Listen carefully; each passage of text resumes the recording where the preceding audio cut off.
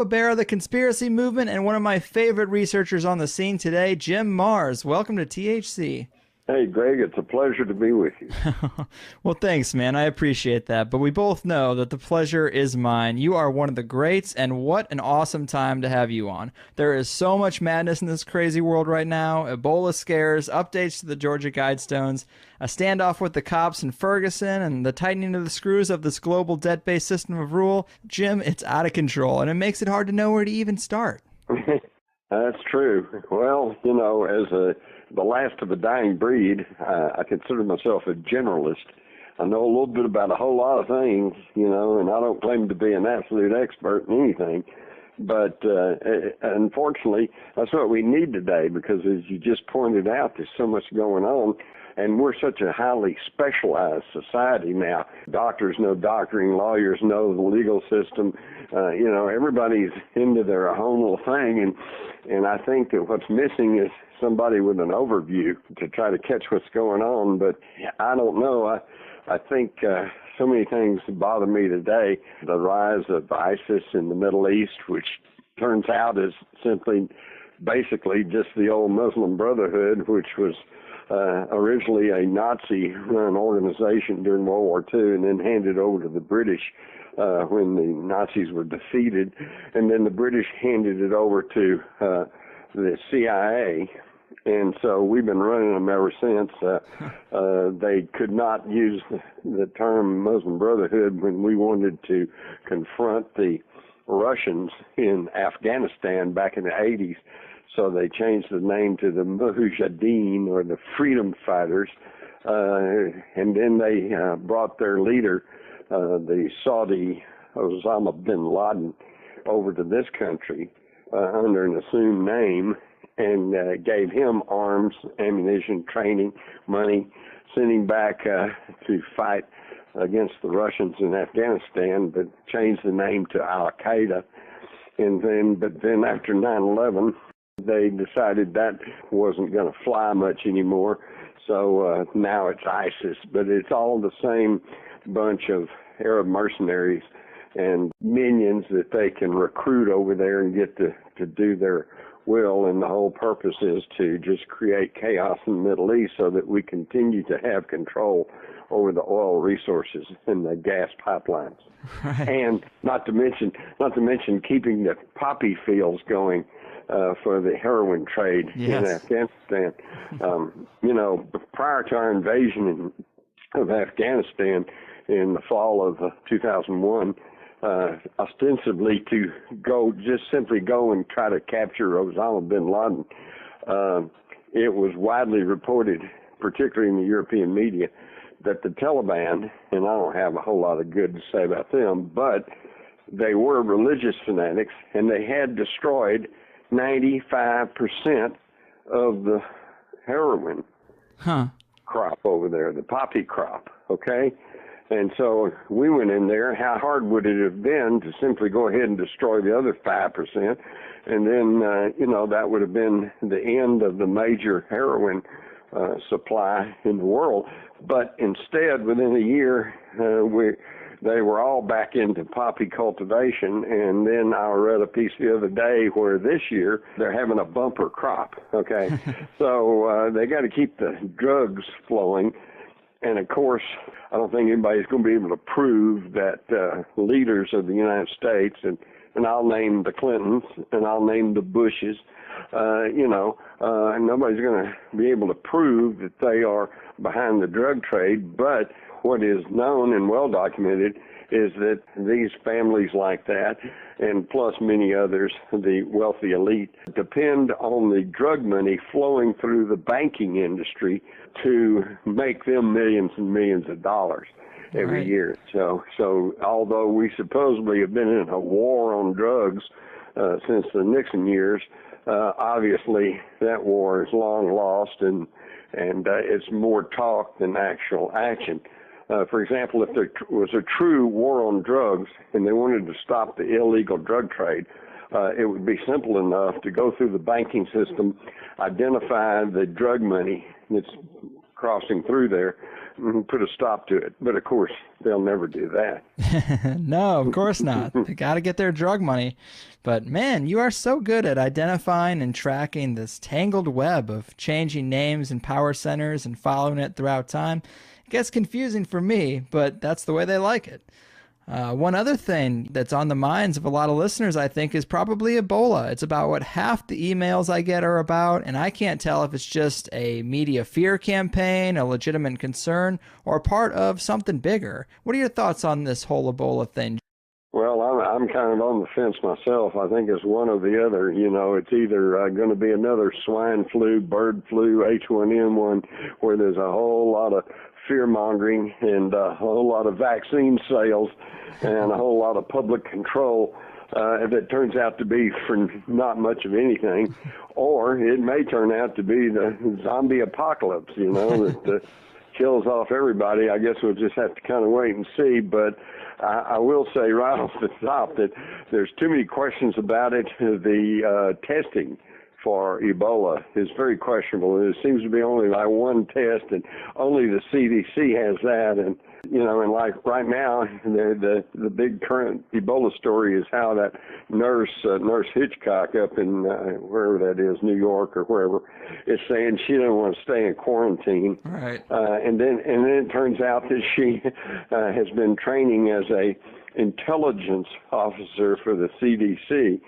So is this part of some kind of plan, you know? And then when you consider that, obviously, when a pandemic breaks out, that one of the most effective preventatives is to quarantine the areas that are hardest hit by this, and yet this hadn't been happening.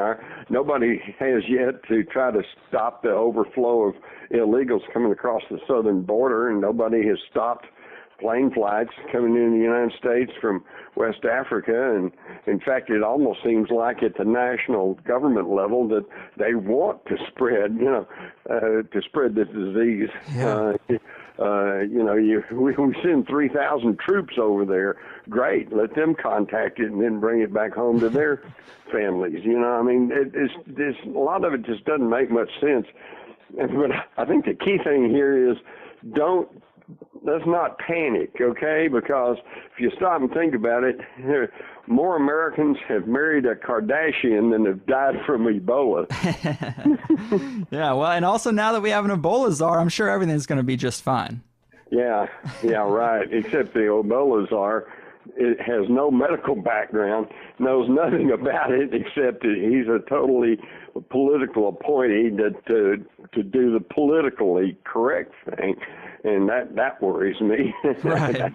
I'd rather have somebody with some medical knowledge in there that can tell us what's real and what's not. And then, speaking of, let's not forget that there's about 100 microbiologists that have died under unusual and sometimes suspicious circumstances over the past few years. It's almost as though somebody wants to take out anybody who might be really, truly knowledgeable and capable of telling what's real and what's not, and particularly anybody who might be able to come up with a cure. Yeah, right.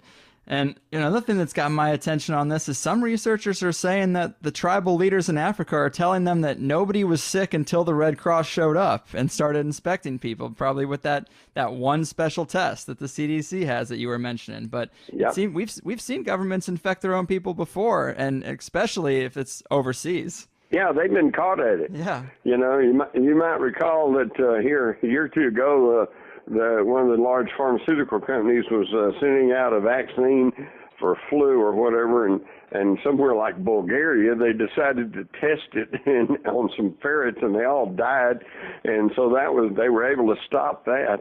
But it's and in Belgium, they found, I think Merck or one of the big pharmaceutical outfits was dumping all kinds of pathogens in the water supply. So it's not like they can't or won't do that. They've been caught at it before. So I think we should be very wary about what's truly going on. I'm with you, man. And you know, the elite love their rituals. What do you make of that updated block in the Georgia Guidestones? A lot of people have written me about that. Do you think there's a connection possibly to the start of a new plan, which could be Ebola, could be ISIS?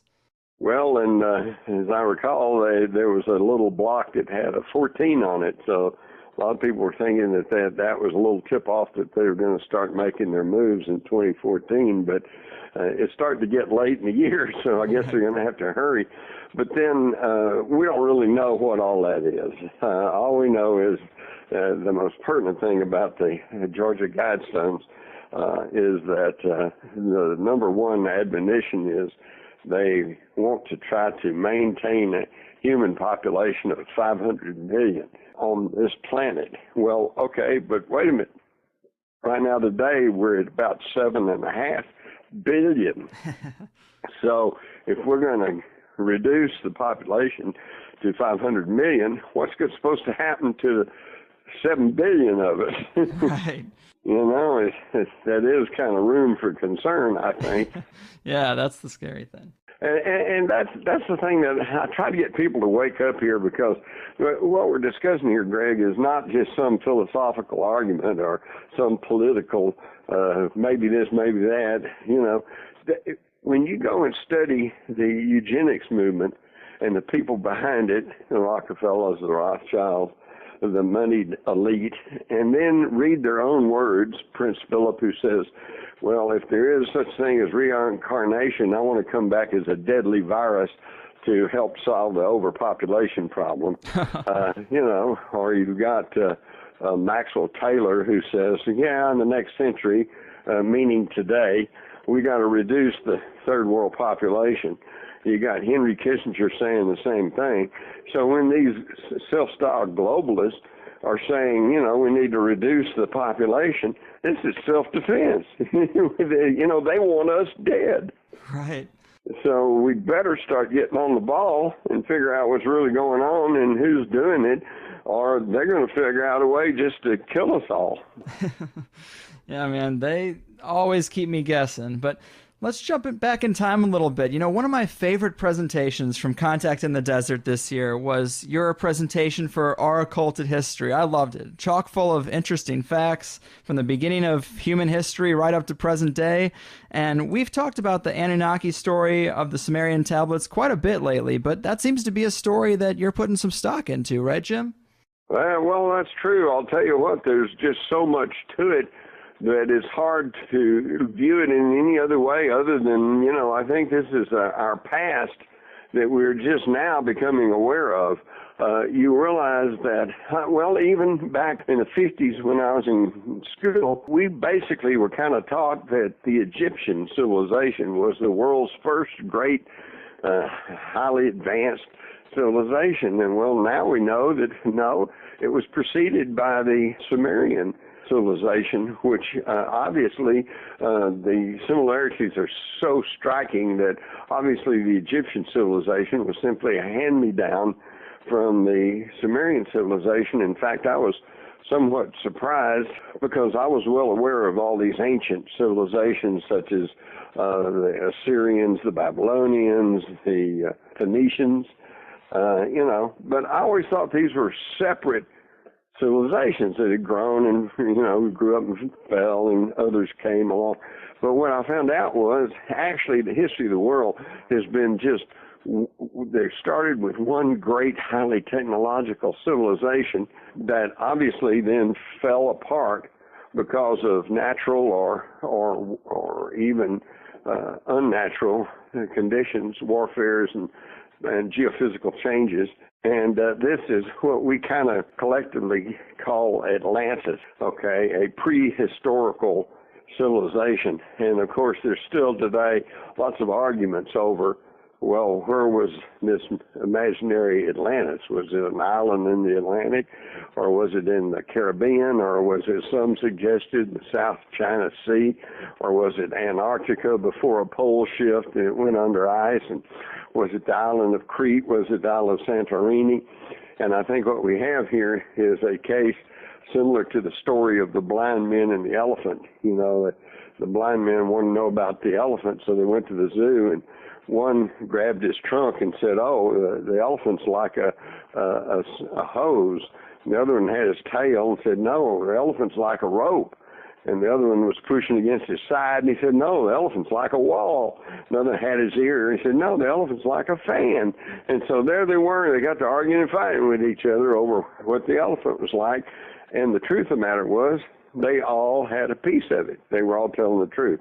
And I think that's what we have with the arguments over Atlantis. I think they're all telling the truth. I think because the evidence points to the fact that there was once a great global civilization that fell into ruin, and then some of the technology was salvaged, and it rose again in the form of ancient Sumer, and then that began to crumble, and we saw the rise of the Egyptians, and then followed by the Greeks and the Romans and all of these others, and this leads then to their belief systems, which in all of these ancient civilizations, there was a pantheon of what we have come to call their gods. Although, for example, in Sumer, when they referred to the gods, they only referred to them as the Anunnaki, which literally means those who came from the heavens and landed on the earth, which implies flight. They were able to fly. Mm-hmm. And in fact, what we find is that that's a common thread through all of the legends of all of the ancient primitive cultures on the world, whether it's the Australian Aborigines or the Southwest American Indians, or the Indians, Hindu Indians of India, or the builders of Stonehenge, or the Dogo tribe in Africa. They all say that in the distant past, beings came from the sky and taught them things, taught them agriculture, taught them law, taught them language. And so obviously this, I think, tells us what was actually going on. And I was equally fascinated to begin to look at these so-called mythological gods. And I find that although the language changes, which means their names change, the characteristics all remain the same, which to me indicates that they were talking about living, breathing beings at one point. Okay, for example, the Lord over the earth, okay, the guy in charge of the planet, according to the Sumerians was Enlil. According to the Egyptians, he was Set. According to the Greeks, he was Zeus, and according to the Romans, he was Jupiter. But the characteristics are the same. So I think they were actually talking about the same entity. Mm-hmm. The same thing. For example, the goddess of love in Sumerian, a woman, Astaroth; in the Egyptian, Hathor; in the Greek, Aphrodite; and in the Roman, Venus. But they were all women, and they were all beautiful, and they all had the same characteristics. So I think that what we are getting, and what anyone can actually read about all this in any encyclopedia, the problem is it's just listed under Sumerian mythology or Greek mythology.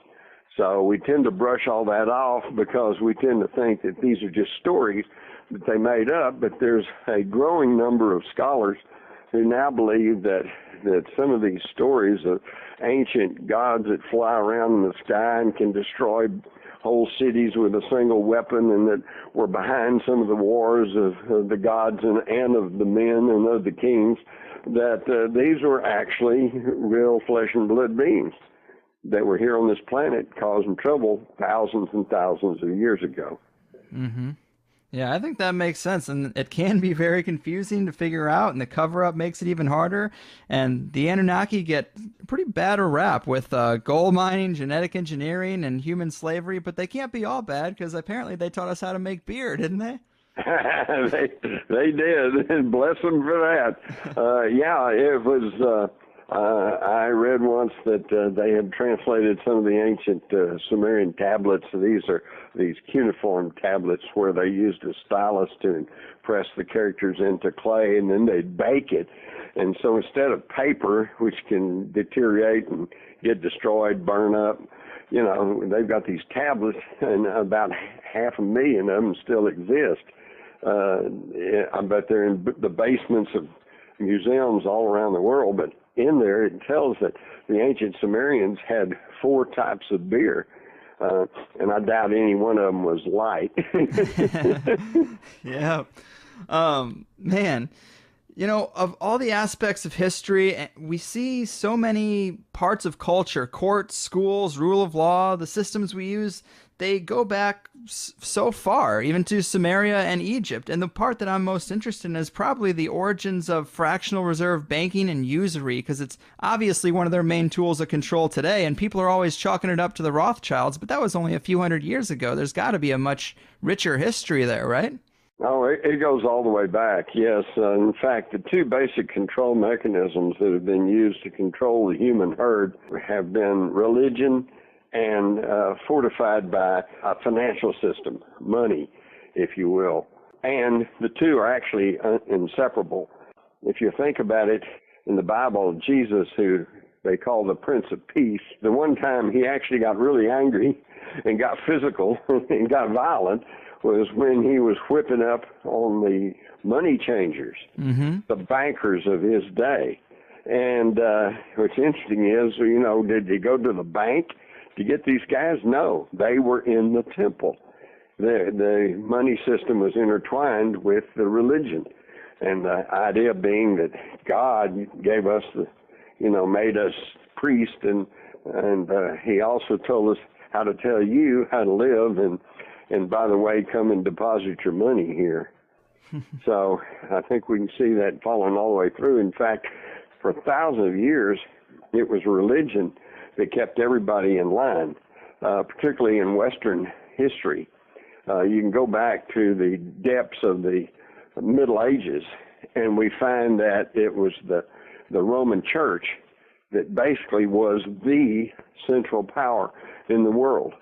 They even, the Pope and the church in Rome, even told the kings and queens what to do, because they loaned them money, they kept their money, and all of the royalty needed that church support to support the idea that they were ordained by God to be rulers, okay?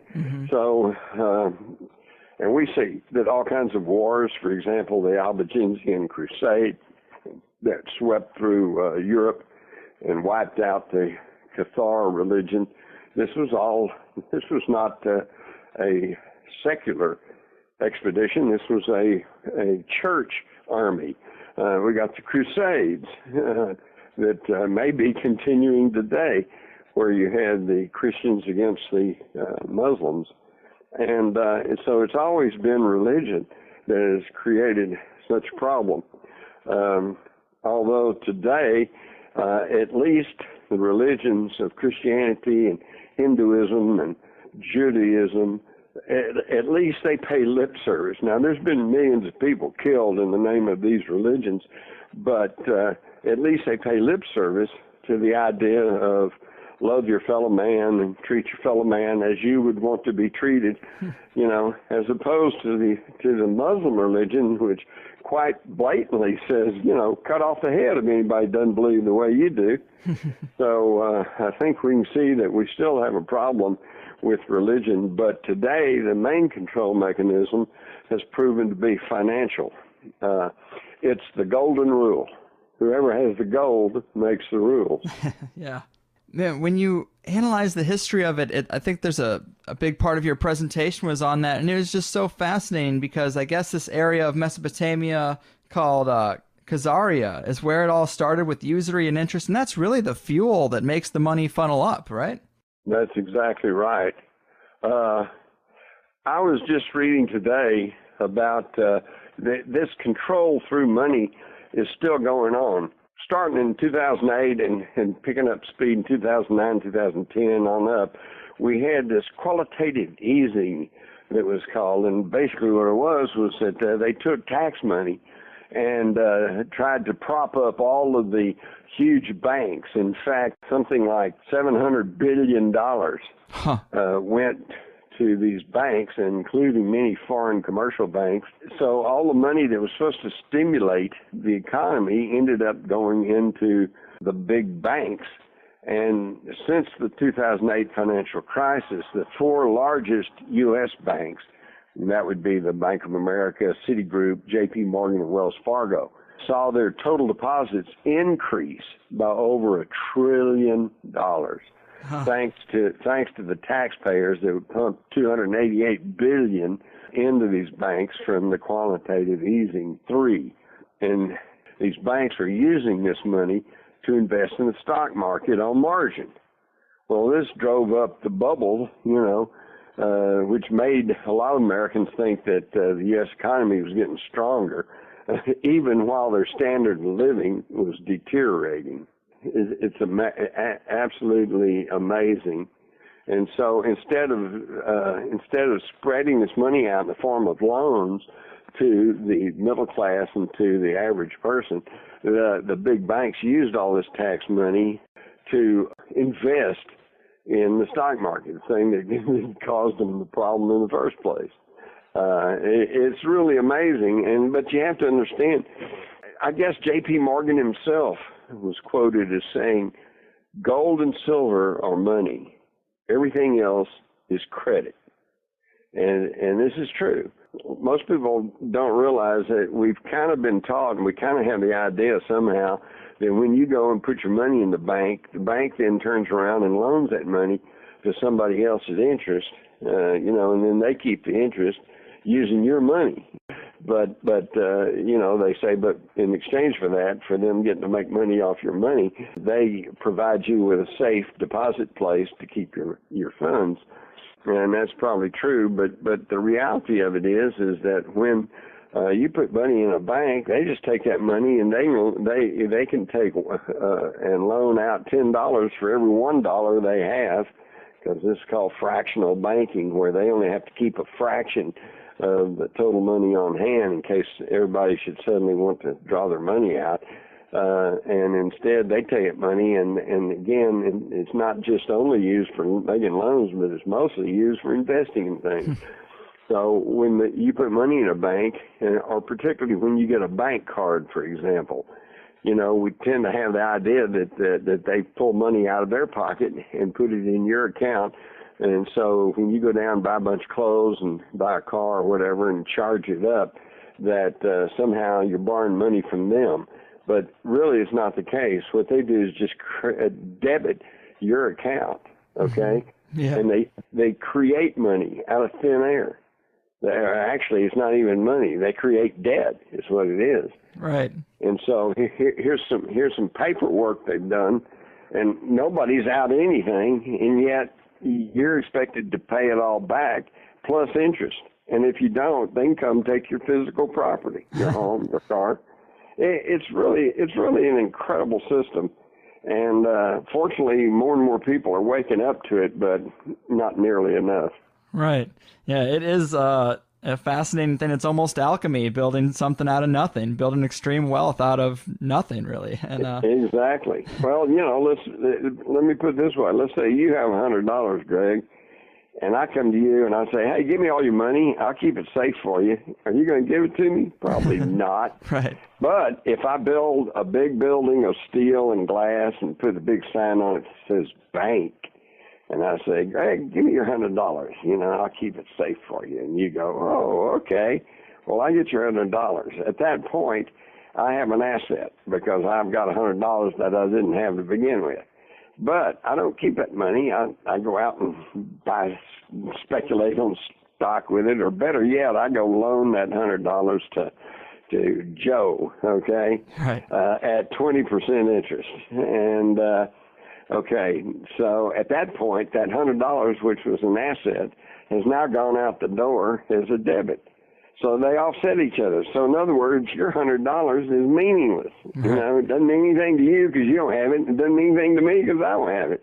But if Joe honors the commitment there and he repays the $100 plus $20 interest, on your money, do you get the $20? No. The bank gets the $20. So the bank has made $20 for shuffling papers. Yeah. And didn't the Knights Templar, they built a bit of an empire off doing this kind of securities for banking thing too, didn't they? That's exactly right. In fact, you could probably credit the Knights Templars with the world's first credit card situation. They, if you were in England and you decided you wanted to go on a religious pilgrimage to Jerusalem, you're going to pass through a lot of different countries, some of them friendly, some of them not so friendly. And so you'd really be concerned about trying to lug huge bagfuls of gold coin all that distance and through all those countries. So what you do is you go to the Knights Temple and deposit your gold there. They would give you a script for it, roll of parchment or whatever.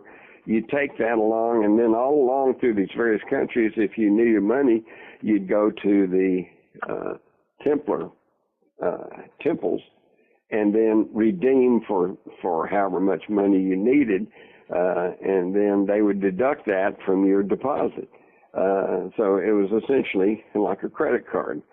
And but yet, if you really study closely, you'll find that the Knights Templars probably didn't originate with this concept, but they picked it up from the archives and from the scrolls and the text that they were able to get hold of when they conquered Jerusalem and tunneled under what used to be the old Temple of Solomon. And Solomon had carried had collected all this stuff in Solomon's treasure following the exodus of the Hebrews from ancient Egypt. So they brought the secrets out of ancient Egypt, and as I've already mentioned, the secrets of ancient Egypt were simply the hand-me-down secrets of the Sumerians, all right, who attributed this knowledge of banking and of making beer and of law and of written language, et cetera, to the Anunnaki, those who came from the heavens. Yeah, that ancient alien source could be why we have banks today, why we have so many debt slaves on the planet. Exactly, because they figured out how to control the humans. Yeah. Whoever controls the pocketbook controls. And see, a lot of people don't really understand this because they think it's greedy old oil companies. They think it's greedy old insurance companies.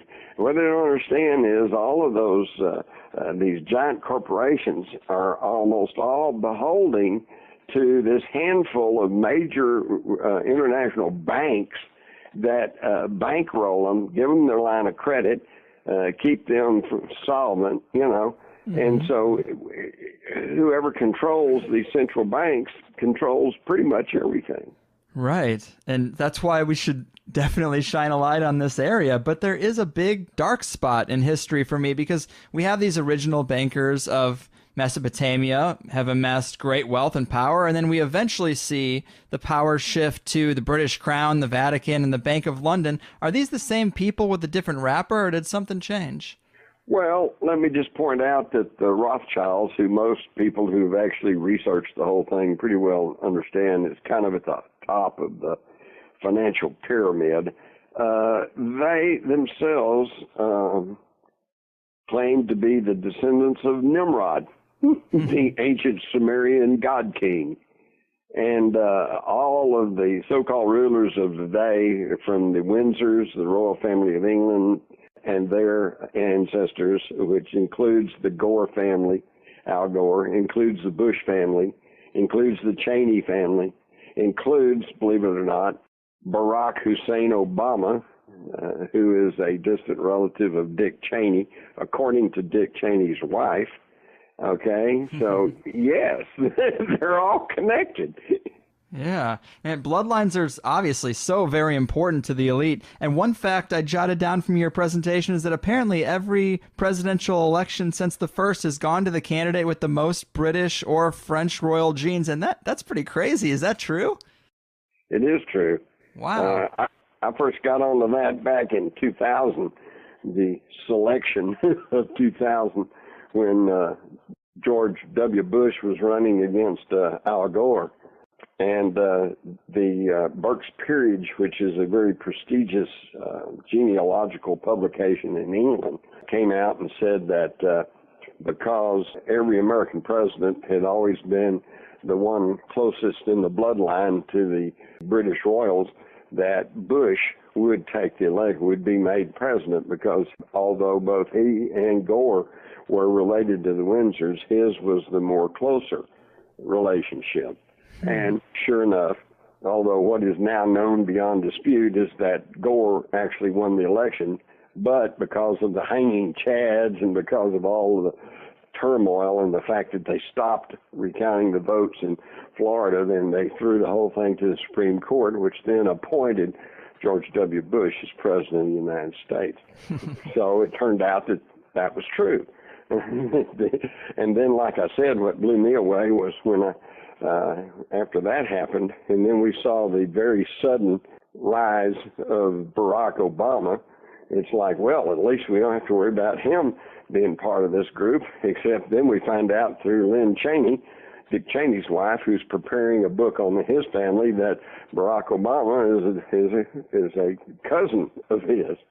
So it's like, holy cow, we can't seem to get away from these people. Right.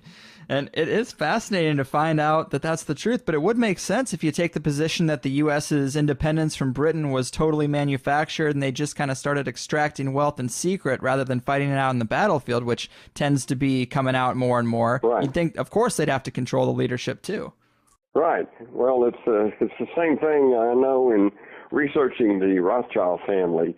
One of their most credible and prominent biographers looked into it and found that in the early 1800s, the Rothschilds sent one of their scions over to North America, and he went back and wrote that, oh man, North America is so rich in resources, people are hard working, and it's an excellent opportunity for business. And yet this biographer said he was puzzled and couldn't understand why the Rothschilds failed to move into North America. Well, apparently the reality is, and the reason, is because they were already coming under suspicion and great deal of criticism because of the way that the Rothschild dynasty was running Europe at the time. Old man Rothschild had sent his sons, and they had made their way into becoming heads of the central banks in England, in France, Spain, Austria, Germany. And during that time, all these European nations had constant wars going on with each other, which, of course, did nothing but profit the Rothschilds. And so they were finally coming out under a lot of criticism for this, and I think that they realized that there was going to be a lot of, the American colonists had just thrown off the British Empire, so they probably would have put up a fight if they thought the Rothschilds were trying to take over here. So what they did was they pulled a stealth move. They operated behind from front men. They sent their representatives over here, and then they also tapped local people. One of the local front men for the Rothschilds was John D. Rockefeller, who got his start in the oil business through money from the Bank of Cleveland, which at that time was a registered Rothschild bank. And of course, by 1898 or so, John D. Rockefeller owned almost virtually the entire petroleum industry of the Western world. And in fact, it was such a monopoly that in about 1909, the U.S. Supreme Court said, yes, that's a monopoly, and they broke it up, and instead of having one big, huge oil company, Standard Oil, they broke it up and created 33 oil companies, which meant that John D. Rockefeller, instead of having a controlling interest in one oil company, now had a controlling interest in 33 companies, and he quickly became the world's first billionaire. Man, from the Anunnaki to the British Crown to John D. Rockefeller, it seems like the pattern is always it's way easier to control things in the shadows than it is to just come out there with guns on the field. That's right. That's right. And they still do the same thing today. In Europe today, people look to the kings and queens, the Queen of Holland, the Queen of England, but yet, and then in North America, here in the United States, of course, we're supposedly don't have any royalty, but our presidents are more and more treated like royalty. Right. When Thomas Jefferson and those guys, when they were elected president of the United States, they simply walked over to the Capitol. It wasn't a big deal. Today, they travel in armored, reinforced black cars and surrounded by helicopters, and they're treated like royalty. So we do have our royalty today, and yet, just like the royals back through history, they're not truly in control. And this is the thing that most people are having a difficulty in understanding, is that it doesn't matter whether you vote for a Republican or a Democrat. Both parties are controlled by the same moneyed interest. And in certain areas, fiscal responsibility, foreign policy, it doesn't matter who gets in. The window dressing changes, okay? If a Republican gets in, he may be against abortions, or he may be against same-sex marriage, whereas a Democrat may be for all that, all right? So there's some window dressing that changes, but as far as fundamental changes to the corporate system, to foreign policy, to the fiscal policy of the United States, it doesn't change because they're both run by the same bunch. Right. And yeah, there's definitely real evidence that the true power is behind the curtain, but do you think at the top of the pyramid, do you think it stops at the international bankers? I mean, that would make a lot of sense, but some researchers are saying that there might be something even non-human that they're listening to. Well, I would simply quote from Karen Hughes, Huddes, who for more than 20 years worked as a senior counsel for the World Bank. And she is now turned whistleblower, and she says the World Bank is corrupt, that it's running countries, and that it's all run by private bankers. And then she goes further and says some of these people at the top of the financial pyramid are not even human. Wow. And she's not the only one. Paul Hilliard, the former defense minister in Canada, says, yes, there are aliens among us, and they have contributed to our technological advancement. And he's not the only one. Dr. Edgar Mitchell, the sixth man to walk on the moon, the astronaut, he has confirmed and said that, yes, we have technology that we gained from alien contact. So, and that's just a few. Of course, I don't have to tell you, Greg, but because you're somewhat familiar with the UFO community, I mean, there are a lot of people out there who know and understand all this. You're not going to hear this in the corporate control mainstream media. Right, right. And I definitely am fascinated by the field of ufology, but it still seems like people are always talking about Roswell or the Rendlesham Forest incident, but I'm not hearing about very many things that have happened in the last decade when you think that people have more cameras than ever, and the technology, even the human technology, is probably advanced to a level that we'd think it was alien. Maybe they've just gotten better at covering their tracks. Well, I don't think there's been any real cover-up. Just get on the internet, go to Google or any one of those search engines, type in UFO. It'll keep you busy for months. That's true. Every day goes by, there's somebody posting something on the internet showing something in the sky flying around. And yeah, I think you hit a real good point there. Today, we are so advanced in our technology, and we are so secretive. They keep everything secret today. That a lot of what's flying around may actually be us using, secret technology. But then it's not all us, because you can go all the way back. My idea of the smoking gun in the UFO research concerns the spaceship crash in Aurora, Texas, which happened in April of 1897. Okay, which was like 6 years before the Wright brothers flew at Kitty Hawk. There was nothing man-made in the air at that time.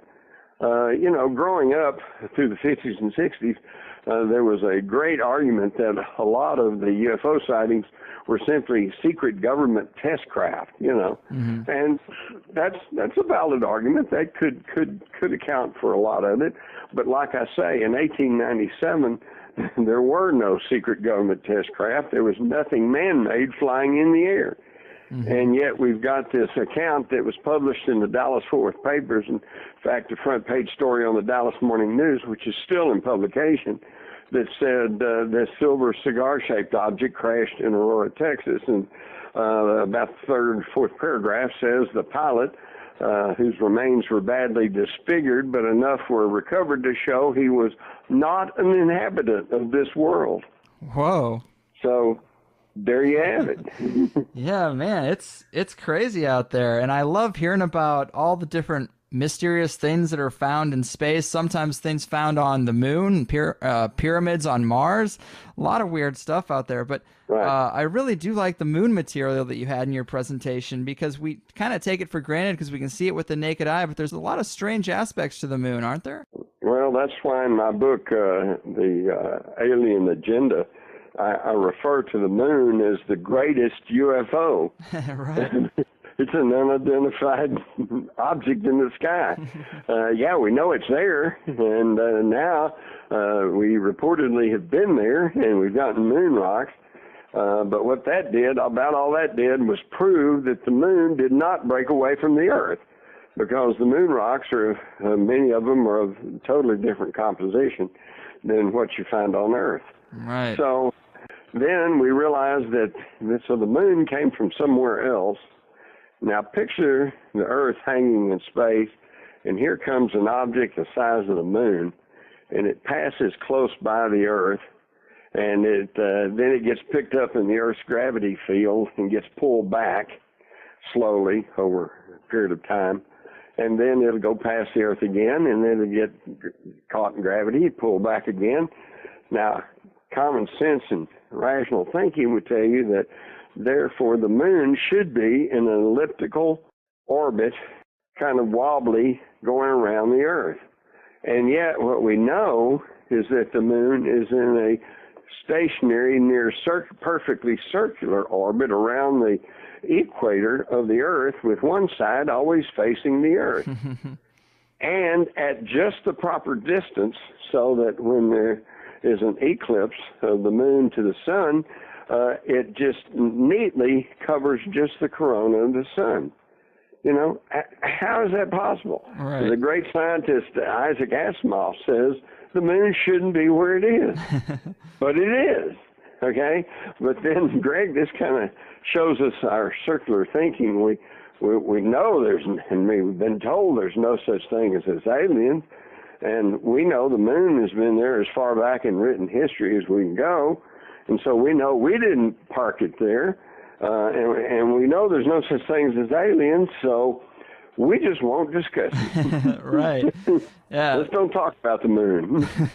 And I know when I was in school, we were taught the moon was just this airless, dead world. It's just a rock up there. No magnetic field, no atmosphere, no water. And now we know all that's wrong. There is a slight magnetic field. Huge sweeps of water have been found sweeping across the surface of the moon. There is a small but detectable atmosphere. It's just the moon's not anything like what we were taught just 30 years ago. Right. And some people are saying that now there's evidence to show it might even be hollow inside, and it has some type of creaking sound it's emitting. Very weird. Right. Yeah. I had an opportunity to meet with Dr. Mitchell, and I asked him, I said, what do you think about the idea that the moon is hollow? And right off, he just kind of huffed and went, no, the moon's not hollow.